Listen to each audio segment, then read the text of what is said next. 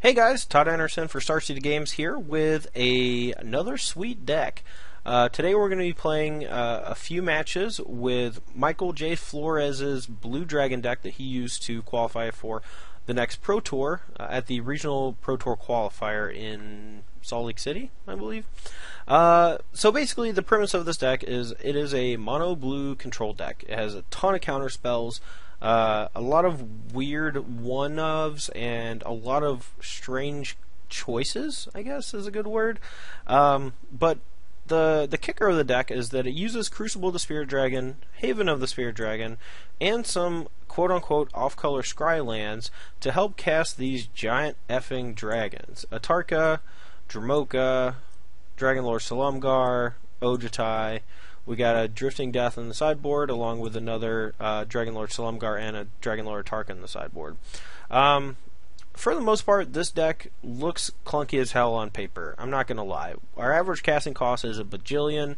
We are main decking Encase in Ice, I guess because Mono Blue just doesn't have access to removal spells. So that's a thing. We are playing 2 copies of Perilous Vault, which is kind of cool. You know, it is awkward to draw Perilous Vault when you already have a giant dragon in play, but the upside is that you have answers to things that a mono blue deck might not necessarily have answers to. So one of the reasons why the blue-black control decks usually played some of these a la Adrian Sullivan.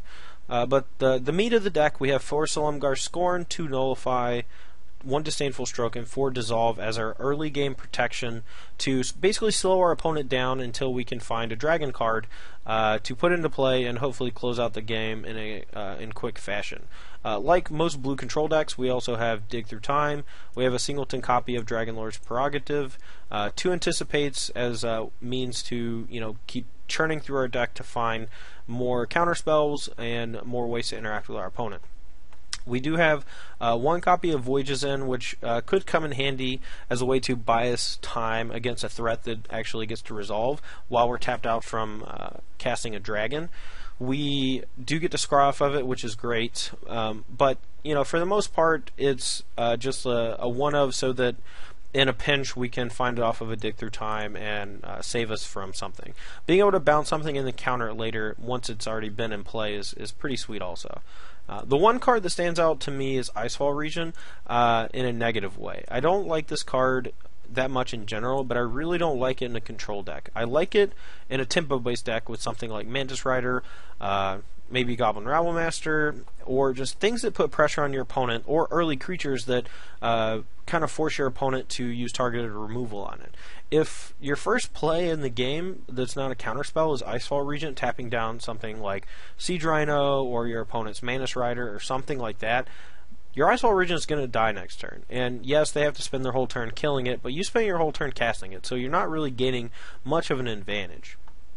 The rest of the deck, we have 1 of Ugin the Spirit Dragon, which is a great out to go along with the 2 Perilous Vaults to random stuff like Mastery of the Way, various artifacts and enchantments that we normally couldn't deal with. Well, I guess maybe not artifacts, but Whip of Erebos, junk like that this deck, once it resolves, is hard to beat. That's when we want Ugin, that's when we want Perilous Vault, and the 2-1 split looks cool. I might want more Perilous Vaults for a deck like this. Since we are playing Encase in Ice, it feels weird to only be playing 2 Perilous Vaults. Another potential play is Ether Spouts. Ether Spouts might be pretty good as a way to reset the board after our opponent has deployed a bunch of threats in the early game.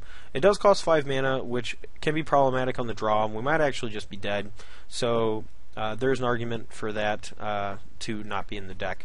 The sideboard is pretty cool, actually. Since the mono-red deck does feel like a pretty bad matchup, Flores decided to play 4 copies of Omen Speaker and 4 copies of Master of Waves to transition into, not really a devotion deck, but Master of Waves is just absurd against mono-red, and Omen Speaker is pretty good, and together they really just shut down their pressure. Encase in Ice, number 3, can come in against those matchups too as a way to stall out their Monastery Swift Spears, their Zergos. It's not really great against Rabblemaster or any of the tokens, but it's serviceable and it gives you another point of devotion. The extra dragons, you know, they just come in matchups where they're much better than the ones that are in the main deck. Dragonlord Slumgar is great against like Green Devotion, any sort of deck with a lot of Planeswalkers, or if you just suspect your opponent is going to board out a lot of their removal. Slumgar being able to steal a creature or a Planeswalker is great. We also have one Drifting Death to help out against token-based matchups. So I guess he's pretty decent against Mono Red as well.